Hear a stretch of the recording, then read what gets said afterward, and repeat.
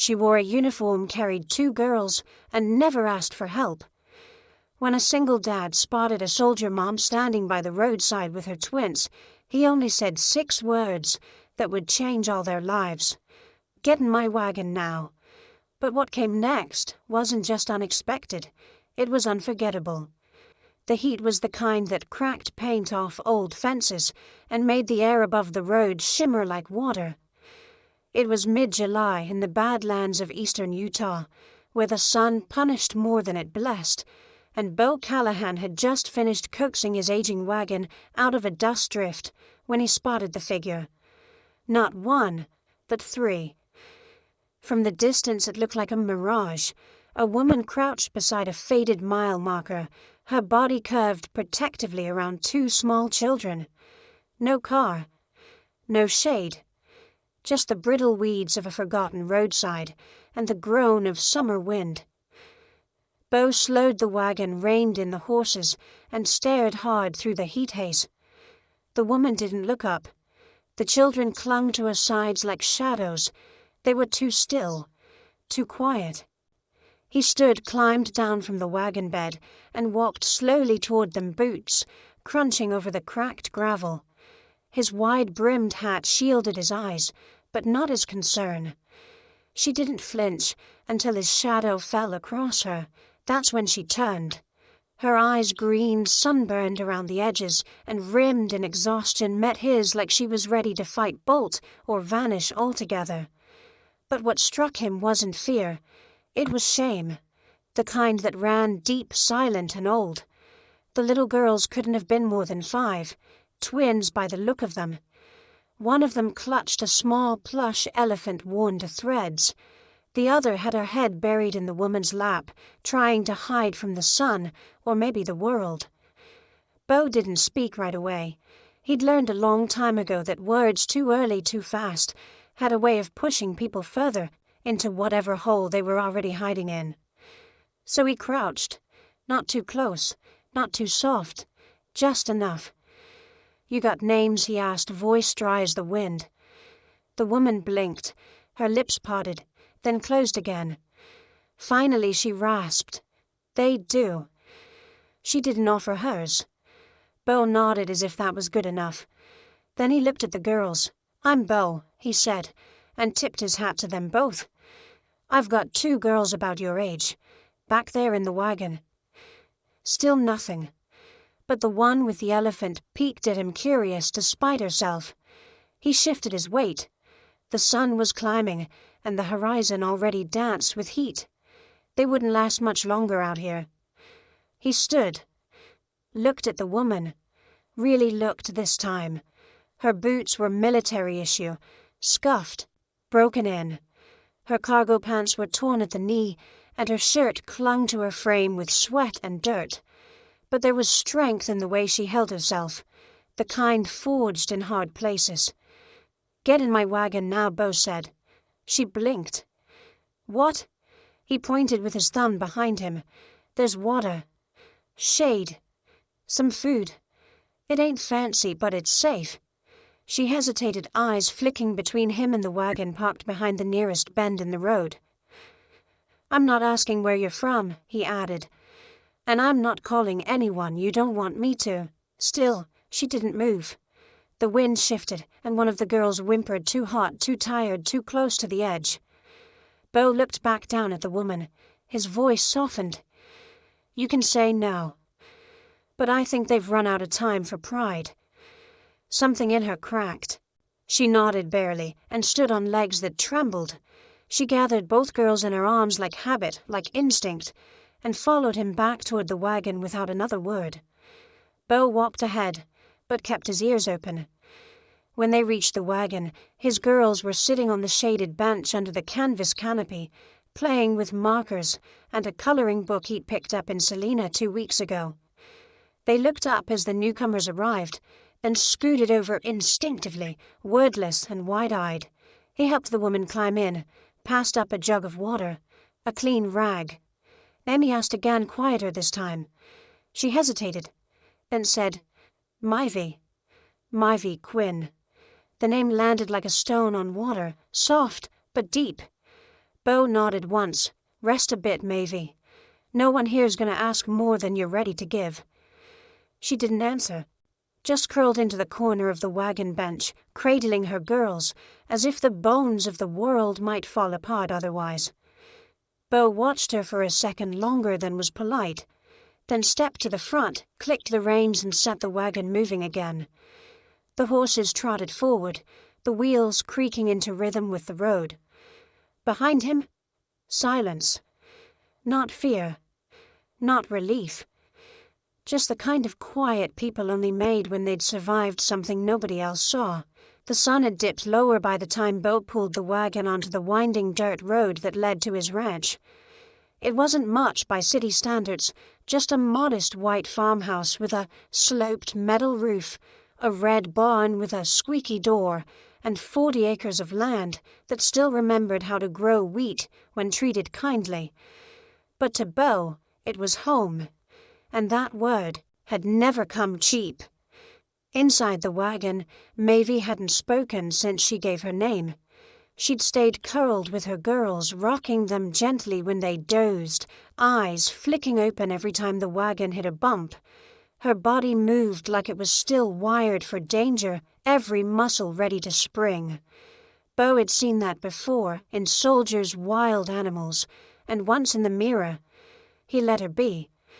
Sometimes the best way to offer safety was to not call attention to it. His twin girls, Emma and Jolene, had offered the visitors cookies, then grown shy, sensing the gravity of the moment. Now they sat on the porch, waiting barefoot, and wide-eyed, coloring under the fading sky. As Bo helped Mavie down from the wagon, he noticed the trembling again, not in fear, but in exhaustion. She tried to hide it, but he saw the way her knees faltered, how tightly she held the girls' hands. "I've got a spare room," he said, gently guiding them toward the house. "Used to be my folks. It's clean. Bed's made. Got AC and a view of the orchard."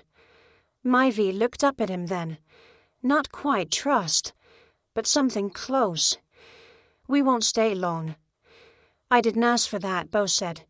"You stay as long as you need. That's the deal." Inside the house smelled like lemon oil and old cedar. Mavie paused at the door, as if expecting alarms to trip or ghosts to greet her. She looked at the worn hardwood, the bookshelf cluttered with paperbacks, the family photos in mismatched frames on the mantel. Her eyes lingered on a small frame one Bo had tried to tuck behind a plant, but never quite managed to hide. It held a picture of a woman with wild blonde hair and a crooked grin. Mavie said nothing. Bo cleared his throat. "That was Savannah. My wife was cancer. 4 years back." He didn't elaborate. He didn't have to. "I'm sorry," she said, not just out of politeness. It sounded like she meant it. "Me too." She took the girls into the guest room, and Bo brought in water towels and a soft blue blanket folded in his late wife's closet. The air between them was quiet, but not heavy. Something tentative had begun to grow in the silence, like wildflowers between rocks. Later that evening, after his girls were in bed, Bo stepped out to the porch and found Mavie sitting alone on the swing, her hair pulled back, her posture straight like a soldier still waiting for orders. In her lap, her hands twisted a piece of string between her fingers. An old habit, maybe, or a memory. "I saw the boots," Bo said as he eased down beside her. "Military." She gave a tired smile. "Used to be. Army medic, 5 years. Discharged last spring." "Where'd you serve Afghanistan?" 2 tours. Then stateside for a while. Ended up in El Paso." Bo nodded, letting that sit. "You got family?" "Had a brother. He stopped talking to me when I took in the girls." Bo blinked. "Took in? They're not mine," she said, almost too quietly. "Their mother was my roommate in base housing. Got pregnant young, got left behind. When she deployed the second time, she named me guardian in case anything happened. Then, well, it did." Bo didn't interrupt. Mavie went on, voice steady but hollow. "I fought it. I wasn't ready to be anybody's mother. I told the courts I couldn't do it. But then I saw their faces in that room, and she broke off, swallowed hard. They didn't have anyone else. No grandparents, no aunts, no plan B. So I said yes, hardest. Yes of your life, the only one that ever mattered. She turned her head, then finally meeting his eyes in the dark. We lost our apartment last month. I was working part-time at a clinic, but the building sold, and the new owners jacked up the rent. I couldn't make it work. We slept in the car for a bit. Then the car died. Then came the road. Beau said nothing for a long while. The stars had started to bloom above them one by one. He reached over not to touch, not to intrude, but to place a glass of cold lemonade beside her hand. It was all he had in the moment. That and the weight of quiet understanding. "I'm not here to fix you," he said, "but you're not going to do this alone anymore." She blinked, and for the first time since he'd met her, she let her shoulders sag. "Just a bit." "You don't even know me," she whispered. "I know you carried 2 children down a sun-cracked road, rather than leave them behind. That tells me all I need." She let out a breath, part sob, part relief. And for the first time in weeks, maybe months, Maeve Quinn allowed herself to lean back and rest. By morning, the ranch was already alive. Chickens scurried beneath the coop fence. The old irrigation pipes clicked awake like they were clearing their throats, and sunlight filtered through the cottonwoods in lazy golden beams. The kind of peace that made people forget the world outside had fangs. Beau Callahan didn't forget. He stood at the kitchen sink rinsing coffee mugs, watching Maeve through the window as she helped his girls feed the goats. Her hair was tied back in a loose braid now. Her boots were still dusty, but there was a steadiness in the way she moved, like routine was medicine, and she remembered how to take it. The twins, Lila and Rose, were already clinging to his daughters, like they'd been sisters in a past life. They chased each other between the hay bales, giggling with that rare kind of freedom only kids who've known fear seem to truly cherish. Beau let the sight wash over him for one full breath. Then came the knock. He turned, 3 short raps on the screen door, sharp, impatient. He didn't need to look to know who it was. Sheriff Lowell Tate.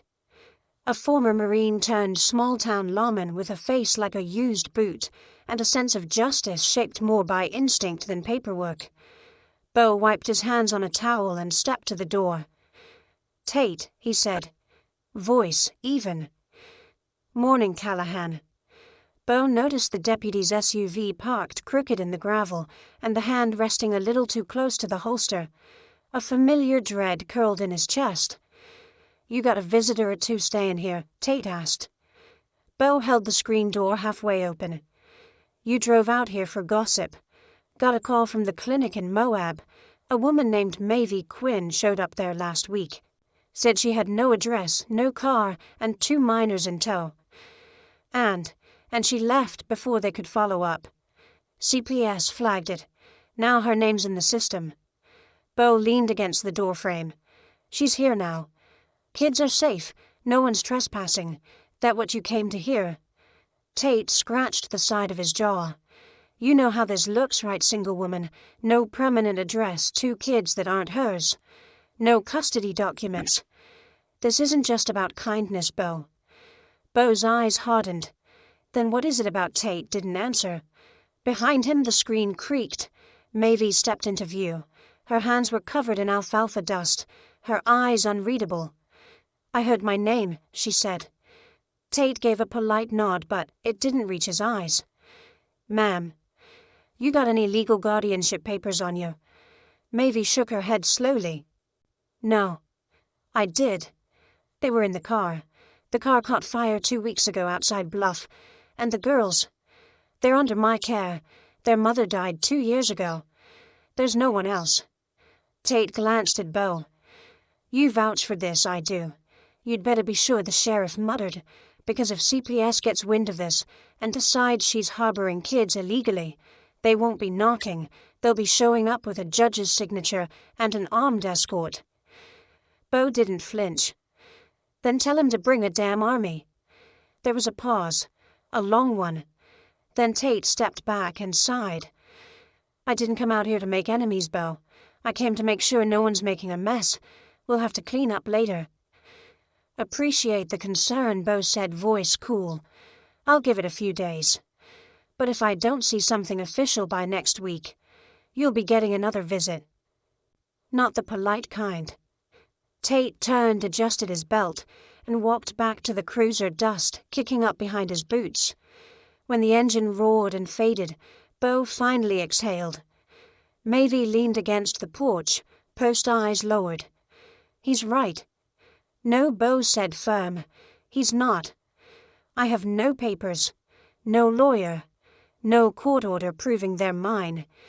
If they take Lila and Rose, they won't. You can know that. Bo looked at her, long and quiet.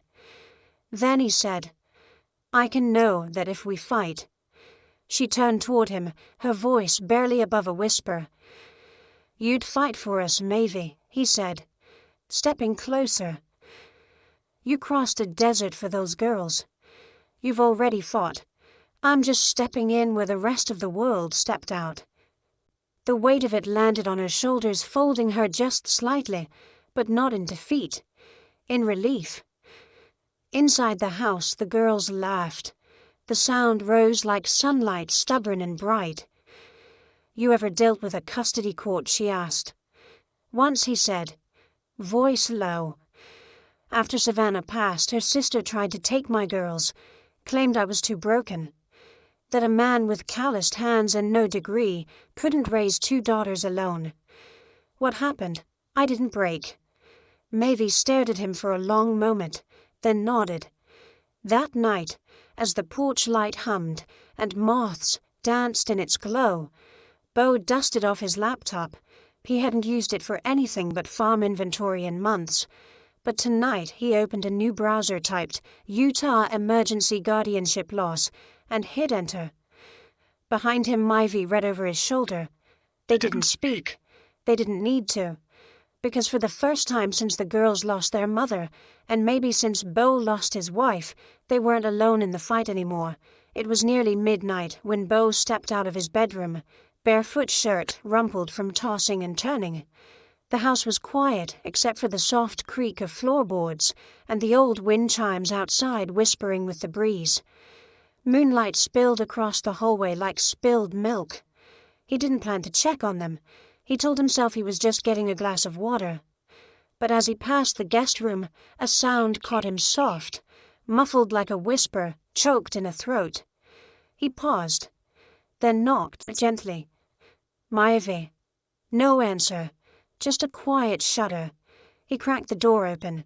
The twin girls were asleep, curled like kittens on the far bed, limbs tangled, cheeks flushed from dreams. Mavie, however, sat in the corner on the floor, knees drawn up to her chest, arms wrapped around them tightly. Her eyes were red, unfocused, staring straight ahead, as if seeing something he couldn't. Bo didn't move at first. Then slowly he stepped in, crouched beside her, kept his voice low. You okay? Mavie blinked, then laughed, but it cracked halfway. That question's dangerous. I know, he said. Still worth asking. She drew in a breath, then let it out slowly, as though trying to breathe out memories too. I used to be good at compartmentalizing, she murmured. That's what they teach you in the service. You see something awful, and you box it. Label it. Store it. Move on. Bo sat beside her now, his back against the wall. But tonight, she said, swallowing, they smelled like smoke. Just for a second. The girls. I walked in and it was nothing, probably a candle on your porch or something stupid. But I smelled it and I saw it again. What? The night the car caught fire. Her voice trembled now, ragged and real. We were camped off the road, hiding under this patch of junipers outside Bluff. I was boiling water on a hot plate. The oil spilled. The car lit up so fast like it wanted to go, like it wanted to disappear with us inside. Beau's chest tightened. Myvi looked away. I got them out. Barely. Their teddy bears burned. Their shoes melted on the asphalt. Lila kept crying, "Mama, Mama." And I knew she didn't mean me, but it still broke something in me. She paused. I couldn't even cry that night.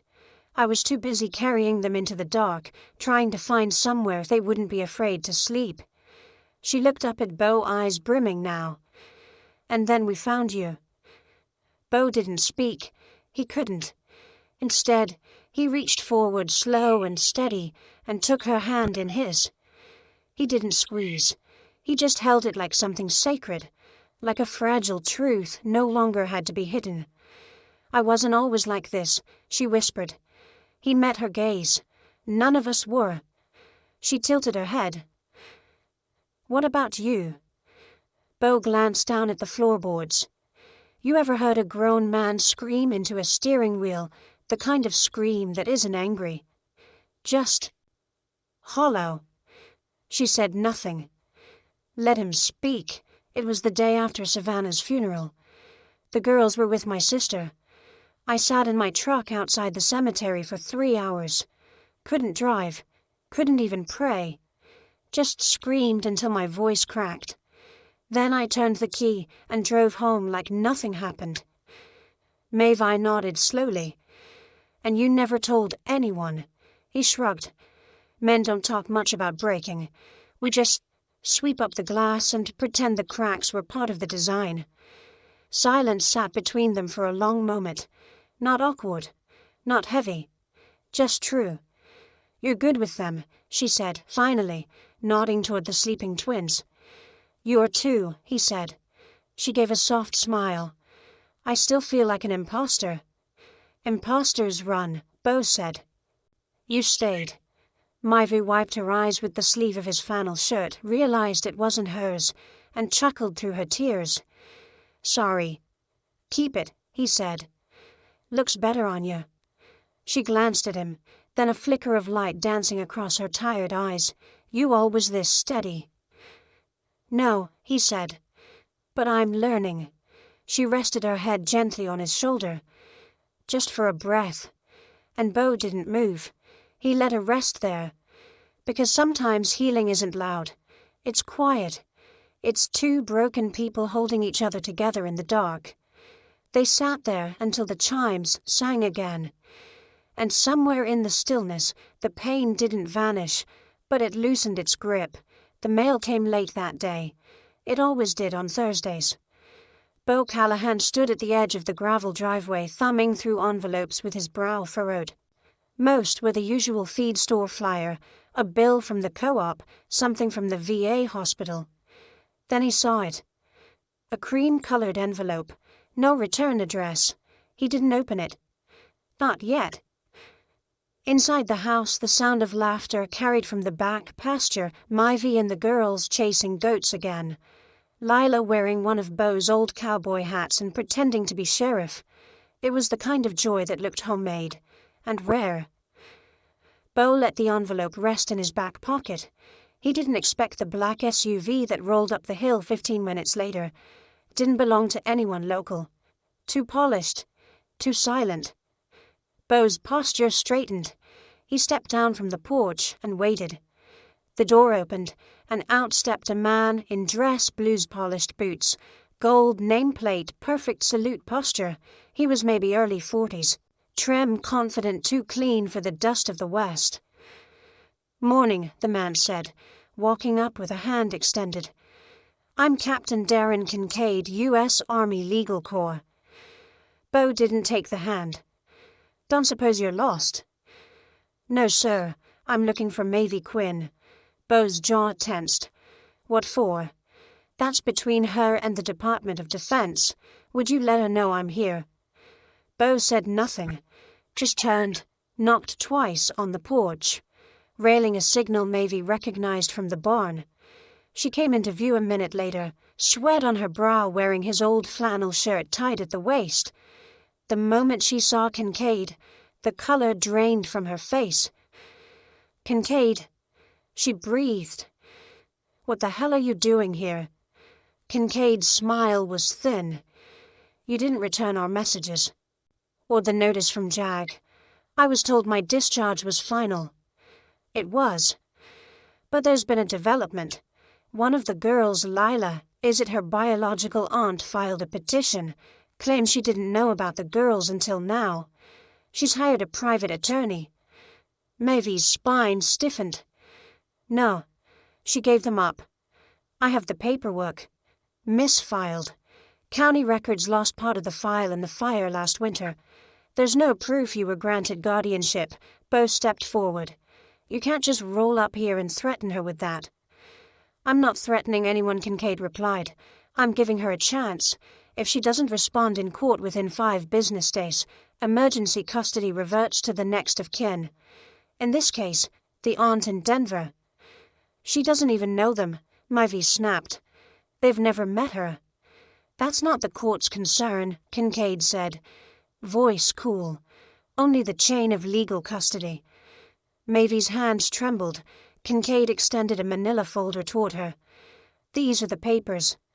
I suggest you get a lawyer. She didn't take the folder. Bo did. Kincaid gave a final clipped nod. 5 days. Then he turned and walked back to his SUV. Gravel kicked up behind the wheels as he drove away, leaving silence that rang louder than his boots. Mavi sat on the porch steps. She didn't cry. She didn't speak. Just stared out at the horizon like it had betrayed her. Bo sat beside her. Talk to me. I don't have the money for a lawyer, she said flatly. And even if I did, Denver courts don't care about intention. They care about ink. There's got to be another way. There isn't. Bo leaned forward, elbows on his knees. His voice was quiet but resolute. Then we get creative. She looked at him startled. I mean it. I've handled land disputes, estate law, even fought zoning boards in this town. I've read more legal codes than I ever read novels. I'll represent you. Mavy blinked. You're not a lawyer. No, he said. But in Utah, you can represent someone in family court under emergency proxy if they sign authorization. Especially if you're listed as a caregiver. She hesitated. You do that, I will. Why, Bo turned toward her, then his face solemn. Because Lila and Rose don't need another stranger. They need you. And I'm not letting some paper pusher undo the only thing good that's happened on this ranch in a long time. Mivy pressed her lips together, eyes damp but defiant. Then we'd better get to work. They spent that night at the kitchen table, papers spread like a battlefield between them. Custody codes, old insurance, claims the VA letter stating Mavy's service record. Bo even called a friend from Moab, a retired paralegal, who owed him a favor to walk him through the court filing process. Mivy watched him as he worked, jaw-clenched eyes, flicking between codes and forms, the way his hand shook just slightly when he reached for the coffee. You're scared, she said softly. Terrified, he admitted. But that doesn't change a damn thing. A long silence stretched between them. Finally, she reached across the table and took his hand. You fight like someone who's lost before. He nodded. And I don't plan to lose again. They sat that way for a long time, fingers interlaced, the kitchen light buzzing overhead. Somewhere in the other room, the twins whispered in their sleep. Outside, a storm was gathering, but inside there was the beginning of a battle plan, and neither of them was alone anymore. The courthouse in Moab wasn't much to look at. A low-slung brick building with aging flagpoles and a vending machine that hadn't worked since 2014. But to Bo and Mavy, it might as well have been the gates to something sacred or something terrible. They arrived just after noon, papers in hand, Lila and Rose safely with Bo's neighbor, old Mrs. Lantry, who'd watched him grow up and never hesitated to step in when someone needed help.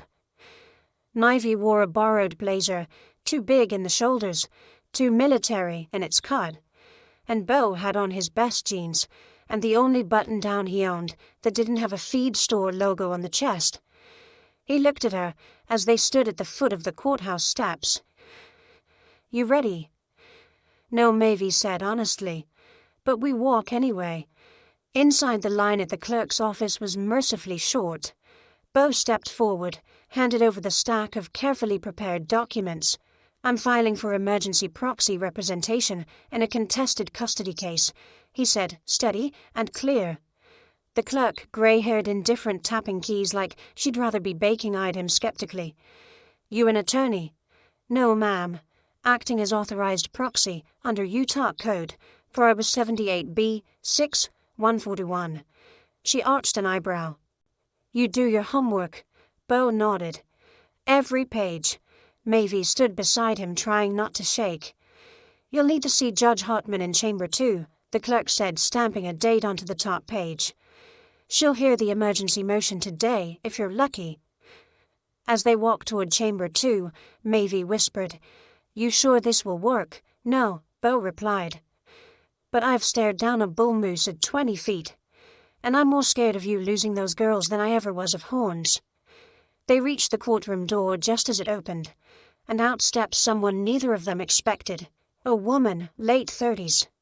Sharp posture, her brown army ponytail now replaced with a tight civilian bun, wearing a charcoal grey suit with lapel pins that glittered under the fluorescent lights. Mavis' breath caught.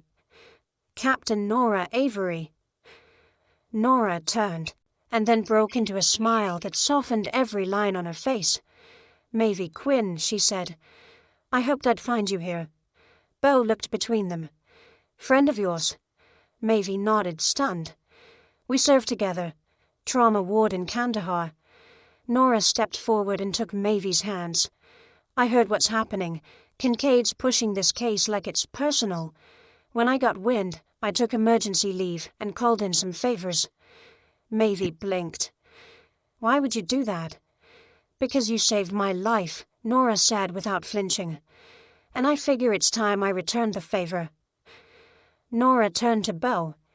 "You're the cowboy she keeps pretending she's not falling for, right?" Beau flushed slightly. "I'm just helping." Nora gave him a knowing look. "Yeah, sure." They stepped inside Chamber 2. Judge Hartman was already seated, an older woman with sharp eyes and a tone that could cut timber. She glanced at the motion, then looked up.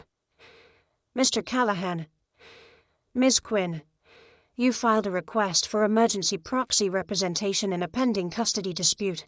There's also a motion here to delay formal transfer of custody due to material loss of documentation." Beau nodded. "Yes, Your Honor. We believe the misfiling was caused by a county office fire. Ms. Quinn has had full physical custody of the girls for over a year, with no contest until now." Hartman eyed him. "You're not a lawyer." "No, ma'am. But you've got guts, and you cited the correct code." She turned to Nora. "And you are Captain Nora Avery, U.S. Army Reserve, now serving as counsel pro bono for Ms. Quinn." Hartman raised her eyebrows. "Well, that changes the tone." The hearing was brief but tense. Kincaid had filed an objection via email, but with Nora's last-minute appearance and legal certification, the judge agreed to delay all proceedings for 30 days, giving them time to produce the missing paperwork and file formal guardianship. When the gavel fell, Mavis' knees buckled slightly. Beau caught her. "You okay?" She nodded, smiling through misty eyes. "I might just believe in miracles again." Outside the courthouse, Nora gave her a long hug. "I'll help you file everything the right way. You're not alone anymore." Mavis' voice cracked. "Thank you." Nora grinned. "And tell Cowboy over there, if he breaks your heart, I still know how to dislocate a shoulder in 3 moves." Beau gave a half smile. Duly noted. As they drove back down the mountain road toward the ranch, wind curling through the cracked window, Mavis reached for Beau's hand on the gear shift. "Thank you for not giving up." Beau squeezed her fingers. "Thank you for letting me fight." The girls were waiting at the fence when they pulled in, arms open wide. Mavie scooped them up, one on each hip, holding them like lifelines. And for the first time in weeks, the sky above the Callahan Ranch felt light again. It started with a broken fence post. Bo had been meaning to fix it for weeks. The north pasture was where the wind hit hardest, and winter's bite had splintered the cedar post like an old bone. So that Saturday morning, while the girls were napping, and Mivy was helping Mrs. Lantry bake pies for the town fundraiser, Bo went out with a hammer wire and a coffee mug that hadn't left his hand in a decade. But halfway through, digging out the damaged post, he stopped. His gaze drifted toward the barn, toward the loft he hadn't climbed in years, not since her. He wiped his hands on his jeans, walked toward it like a man crossing a minefield. The wood creaked under his boots. The dust smelled of hay and thyme. 100 memories pressed in from all sides. He reached the loft ladder, paused, then climbed. At the back of the loft, under a ratty wool blanket, was the box. He sat cross-legged in the silence, sunlight filtering through the slats like cathedral beams. And then slowly, Bo opened the box. Inside, a pink pacifier, a photo of a baby wrapped in a blue and white quilt, a tiny hospital wristband with the name Callahan Grace Ann. Died October 17th, 8 years ago, and beneath it all a folded letter, creased, tear-stained. His hands trembled as he unfolded it. Bo, I know you blame yourself, but you couldn't have known. She was sick, and we did everything we could. You stayed up all night with her while I fell apart. You were stronger than me, but you were never meant to carry this alone. Let yourself live again. Please. Jay, he didn't realize he was crying until his breath caught. He hadn't read the letter in 5 years, hadn't spoken her name in 3. He folded the letter, gently returned everything to the box, and sat back, staring at the dust motes. Then came the creak of the ladder. Mivy, she didn't say anything, just climbed up and sat beside him. She didn't ask what the box was, her eyes already knew. She simply waited. After a long moment, Bo spoke. Her name was Grace. Mavie said nothing. She was our daughter, born early, lived 6 weeks. My wife, Jenna, never recovered. She died in her sleep 7 months later. They said it was an aneurysm. I think it was a broken heart. Mavie reached out, gently rested her hand over his. I sold the truck, the bulls, everything but this land. Couldn't stand the thought of people pitying me in town. So I kept to myself. I fixed fences, built stalls, fed animals. But I never came up here again. Not until today. Mavie's voice was soft. Why today? Because I realized something. He turned toward her. Since you and the girls arrived, I've been waking up. Not just going through the motions, actually waking up. His voice cracked, and that scared the hell out of me. Navi leaned closer. You think you're the only one, he looked at her. I was dying too, Bo, she whispered. Before I found your ranch, I wasn't living, I was surviving. Patch to patch, soup kitchen to shelter, holding on to 2 girls who cried in their sleep for a mother who couldn't promise them tomorrow. Her voice quivered. But you gave us aid today, and a chance at tomorrow. They sat in silence, grief between them like a thread, not pulling them apart, but stitching them closer together. Then Bo did something he hadn't done in years. He reached for her hand, not to steady her, but to steady himself.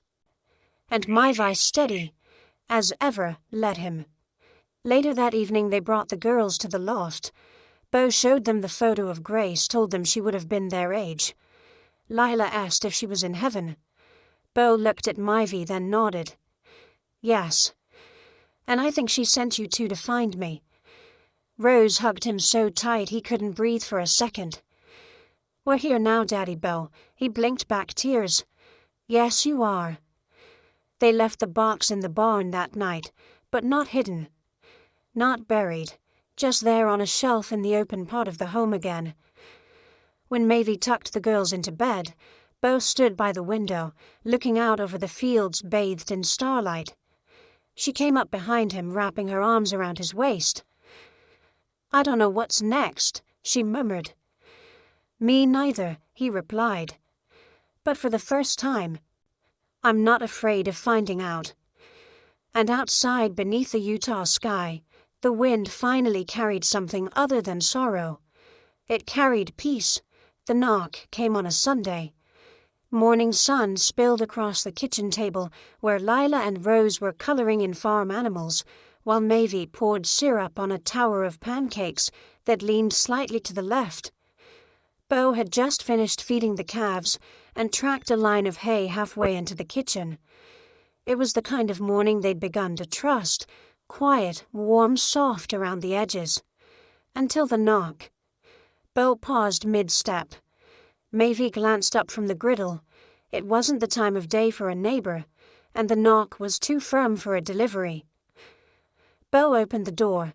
A woman stood there, late 30s, tall, impeccably dressed in a tailored navy blazer and heels too clean for dirt roads. Her lipstick was flawless, her eyes green and unreadable. "Beau Callahan," she asked. He nodded slowly. "Can I help you?" "I'm Cassandra Harwood. I'm the girl's aunt, Jenna's sister." Mavie appeared behind him in the doorway, her voice low but sharp. "You mean Jenna Quinn?" But Cassandra said, glancing at Mavie, then back to Beau. "My sister died 3 years ago. I just found out my nieces were alive living here. With you." Beau felt the floor tilt. Mavie stepped forward. "We haven't heard from any family. There were no records." Cassandra pulled a file folder from her bag. "I was overseas. Aid work. Syria, then Yemen. No phones. No access to U.S. systems. When I returned 6 weeks ago, I opened probate records. That led me here." Beau's jaw tightened. "And now I want to meet them," she said, her tone measured. "And I want to understand how they ended up here. Because the woman I knew my sister never mentioned you." "She didn't know me," Beau said evenly. "I met Mivy after Jenna passed." Mivy nodded. "I served with Jenna. I promised her I'd protect her girls. I kept that promise." Cassandra looked past them toward the kitchen table, where Lila and Rose were peeking through the doorway. "Do they know who I am?" "No," Mavie said firmly. Cassandra inhaled sharply. "Then it's time." They invited her in. The girls were cautious, curious. Cassandra knelt, introduced herself, her voice softening as she showed them a photo of her and Jenna as teenagers' arms linked on a front porch in Idaho. The twins' eyes widened. "You look like Mama Rose," whispered. That cracked something in Cassandra's composure. "Yes, sweetheart," she said, blinking fast. "She was my little sister." The girls asked questions. Cassandra answered with poise and warmth. But Beau watched the way she scanned the house, the way her gaze lingered on the hand-drawn family portrait pinned to the fridge. 2 girls, a blonde woman, and a tall man with a cowboy hat. "Daddy Beau," scrawled in crayon beneath it. And Beau knew. This wasn't just a family visit. After an hour, Cassandra stood. "I'd like to take them for a day sometime, maybe next weekend." Mavie's eyes narrowed. "You mean unsupervised? I mean lunch in town, a park, ice cream, normal things." Beau's voice was calm. "And what if they don't want to go?" Cassandra smiled. "Then I won't force them." "But I am their blood, Mr. Callahan. I have a legal right to request visitation. And perhaps more." Mivie stiffened. "They are stable, safe, happy." "I don't doubt it," Cassandra said, slipping her sunglasses back on. "But courts tend to favor family, especially when that family has means." She left with a polite nod. The silence after the door closed was deafening. Mavie turned to Beau. "She's coming for them." He nodded grimly. "Yeah, and she has resources we don't." Mivie ran a hand through her hair, visibly shaken. "We were just getting steady." "She doesn't know them like we do," Beau said gently. and she doesn't know what they've been through. But that doesn't mean the court won't give her a shot. Then we fight harder, Maeve said, her voice stealing. We tell the truth, every painful bit of it. And we show them what this place, what you have done for those girls. Beau looked at her, then eyes searching. What we have done, she swallowed. I don't know if I can lose them. I don't think I'd survive it again. Beau stepped closer, placing his hand over hers. You won't. I won't let that happen. That night, while the girls slept under the lull of crickets and summer air, Mavi wrote a letter to the judge, 3 pages long. She poured into it every sleepless night, every skinned knee she'd kissed, every whispered story she told when thunder scared the girls. Beau sat beside her, drafting timelines, gathering documentation photos, journals, doctor, visits, drawings, letters Jenna had written before passing. It was war, but not with weapons. This was a battle of proof and heart, and they were ready. Outside, the stars blinked over the Utah desert, and inside, 2 souls, who had nothing now, fought for everything. The courthouse in Cedar Hollow looked more like a post office than a place where fates were decided. Red brick, worn flag, a parking lot with tumbleweeds chasing each other like bored children. But that morning it felt like the eye of a storm. Beau wore his best flannel pressed, but still humble. Maivy had her hair tied back and wore a navy blue blouse the same color as her old uniform. Her hand shook only slightly when she held the manila folder containing the affidavit, the letters, the drawings. The girls clutched her legs in the hallway, wide-eyed and solemn. Cassandra arrived with 2 attorneys. One was young, sharp, and overconfident. The other was older, with a face like stone. Both wore $1,000 suits. Beau held his breath as the bailiff called them in. The courtroom was quiet, wood-paneled, echoey. The judge was a woman in her 60s, with silver hair and a gaze that could cut through excuses like wire through wheat. She read the case summary aloud. Petitioner, Cassandra Harwood. Respondents, Beau Callahan and Maivy Quinn. Subject custody hearing, Lila and Rose. Quinn, age 6, Cassandra's attorney, spoke first. He laid it out with surgical precision. Blood relative, financial stability, higher education, private school opportunities, consistency, structure. He made it sound like love could be measured in tax returns. Then Maivy was called. She rose slowly. I met their mother Jenna in Afghanistan. She was the medic. I was the field nurse. We saved each other in a place where most people got lost. She paused, the courtroom silent. When she died, she asked one thing, that I take care of her girls. I said yes. Not because I had to, because I wanted to, because they were all I had left of her, and because they saved me too.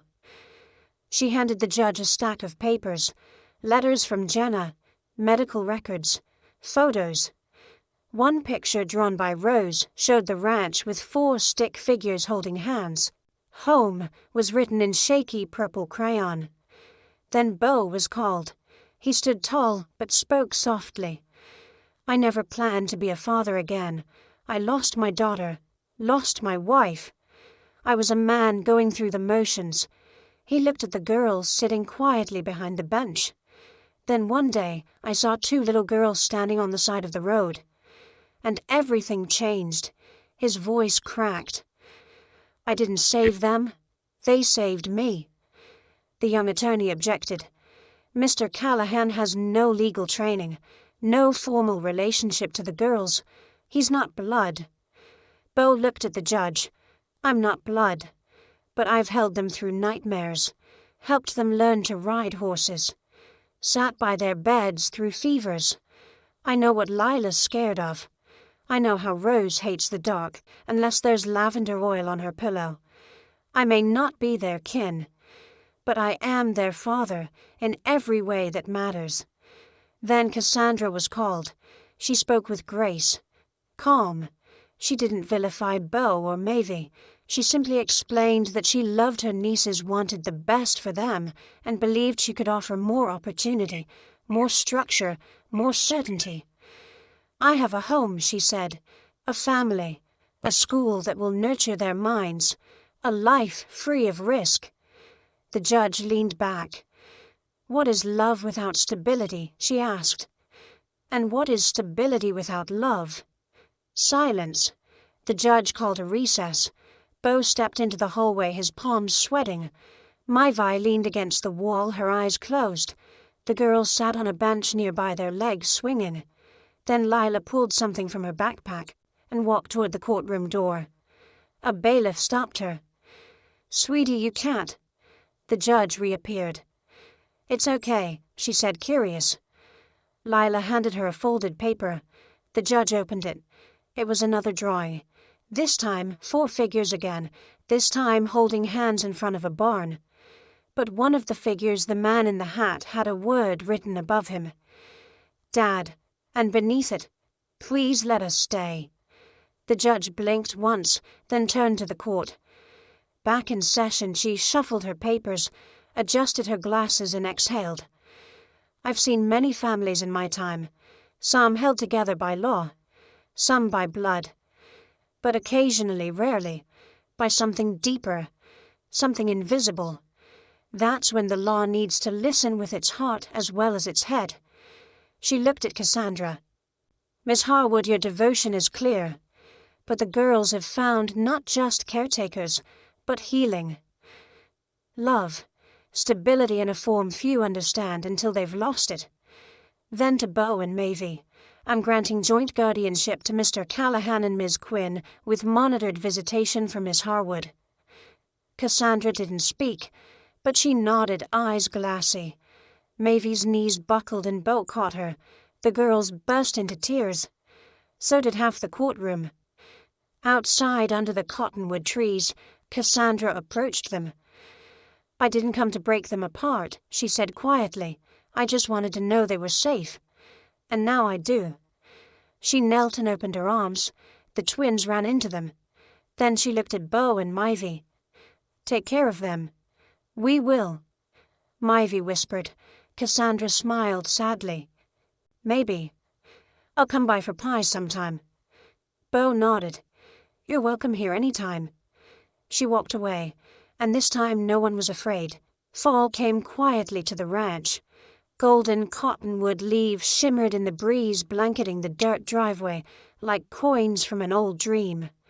The air turned crisp in the mornings, coffee steam curling from mugs as the sky painted itself in soft, forgiving blues.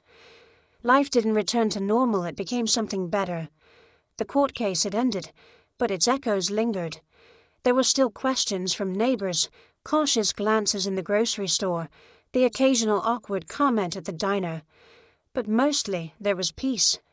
Cassandra visited once a week, sometimes with books, sometimes with homemade cookies from a bakery in Salt Lake.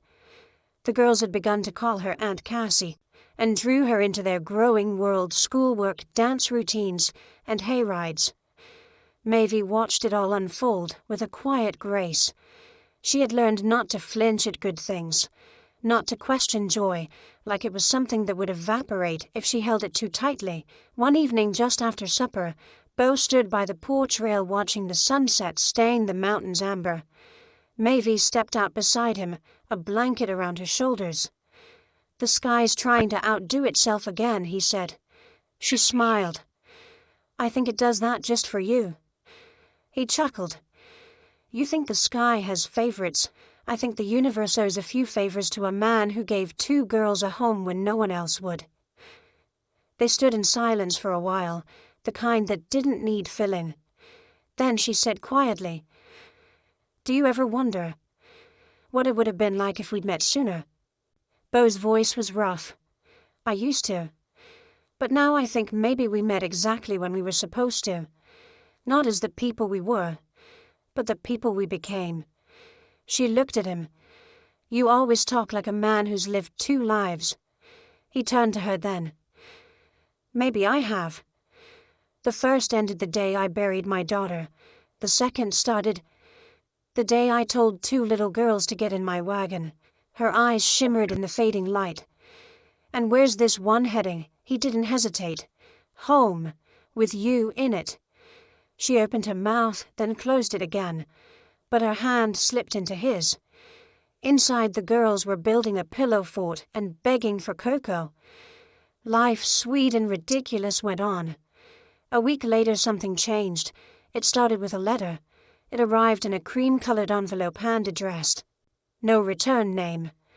Mulvey opened it by the kitchen window. It was from Jenna. Or, rather, it had been written months before Jenna passed, never mailed. Found by Cassandra in an old jewelry box tucked in a storage unit. She sent it with a sticky note. "This belongs to you." The handwriting was unmistakable. Bold loops, slightly messy, just like Jenna had signed every field report. "Mavie, if you're reading this, I'm gone, and that makes me angry, not because I'm dead, but because I'm not there to see the woman you become. You were always the strongest of us, even when you couldn't see it. I never doubted you'd take care of the girls, but I want more for you than survival. I want love. Real healing love. And if you found someone who helps you breathe easier, who listens when the nightmares get too loud, who watches the stars with you, even when you're too tired to talk, hold on to him. Let him love you. You deserve that. And so do my girls. Tell them I love them. Tell them their mama is proud. And Mivy, don't disappear into duty. Be happy. Be wild again. Be free. All my love, Jenna."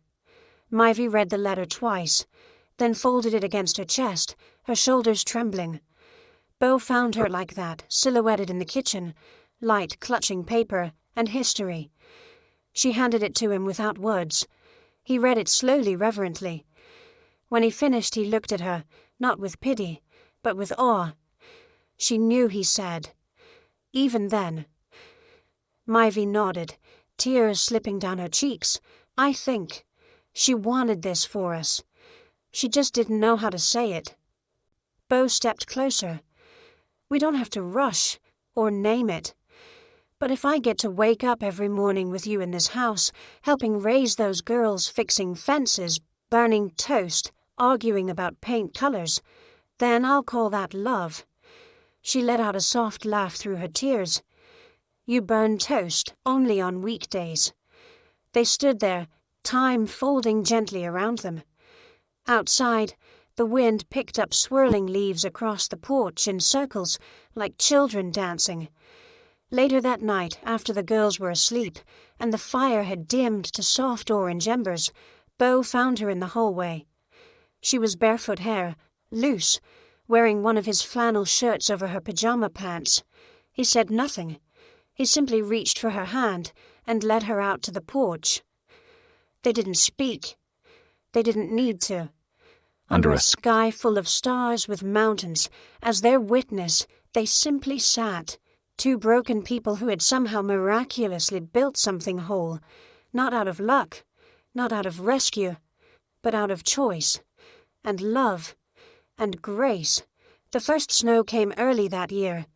It dusted the fence posts like powdered sugar and softened the dry hills with a quiet kind of magic. The ranch stood still under a silver sky, like it was holding its breath, grateful for what it had, unsure of what would come next, but choosing peace anyway. Beau Callahan stepped onto the porch with 2 mugs of cocoa and a flannel blanket over his shoulder. Mavie Quinn was already there, wrapped in her own thoughts and his old Marine Corps hoodie. She looked up and smiled as he handed her the mug. "Still put too much cinnamon," he said with mock guilt. She took a sip. Still perfect. Inside, the twins were stringing popcorn and cranberries to hang on the mantel. A fire cracked softly. Mavie watched them through the frosty glass window, 2 girls who had once lived in a car, now arguing over which stuffed animal deserved top shelf in the fort they were building.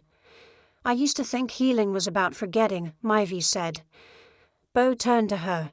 "But now I think it's remembering. without breaking.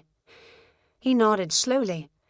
I used to think love was something you got once, and when it was gone, that was it. No repeats. And now he looked at her.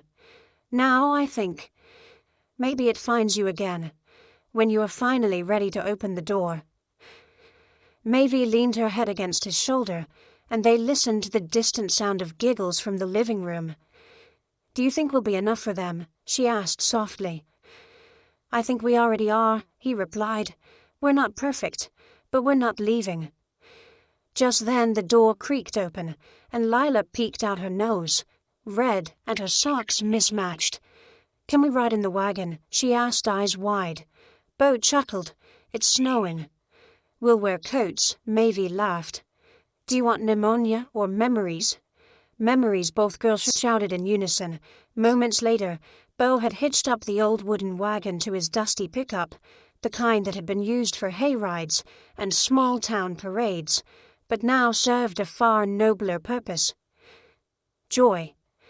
He threw in some thick blankets, helped the girls bundle up, and lifted them one by one into the back. Maevie climbed in last, her boots crunching and snow cheeks flushed. Bo took the driver's seat, tipped his hat like an old cowboy, and hollered dramatically, "Hold on, ladies, we're going riding." The truck rumbled forward down the snowy dirt road, the wagon gliding behind. The ranch grew smaller in the rearview mirror, but no one was looking back. The girls sang. Maevie laughed. Bo grinned so wide his face hurt.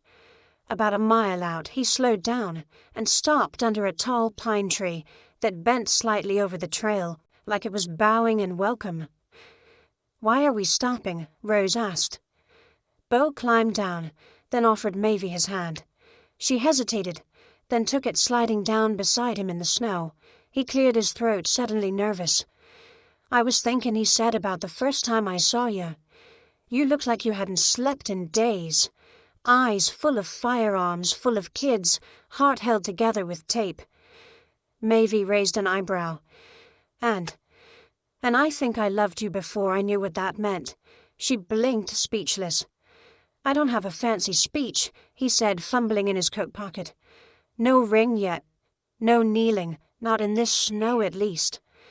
Maevie laughed through a tear. "But I know what I want," he said, voice steady. "I want to build more forts, burn more toast, fix broken fences with you. I want the long haul. I want forever if you'll have me." Maevie didn't answer with words. She kissed him. Right there, in the snow, under that bowing pine, and the approving giggles of two little girls, she kissed him with the weight of everything she had lost, and everything she had dared to hope for. Later that night, back at the house, the girls were asleep beneath a fortress of pillows. Cassandra had called to say she'd bring over books for winter reading. A casserole from the church had been left on the porch. The town, once skeptical, had begun to fold its arms around this mismatched, patchworked family. Maevie stood at the doorway, watching Bo clean up popcorn strings and cocoa mugs. "You know, she said this house used to feel too quiet." Bo looked up. "And now," she smiled. "Now it sounds like home." He crossed the room and pulled her into a slow dance. No music, just the rhythm of breath and heartbeat, and the soft creak of floorboards. Outside, the snow kept falling. It covered the roof, the fields, the old wagon. But inside, the warmth was real and growing, and sometimes it's not the grand gestures, but a quiet voice in the snow saying, "Get in my wagon." Now that reminds us, we all just want a place to belong.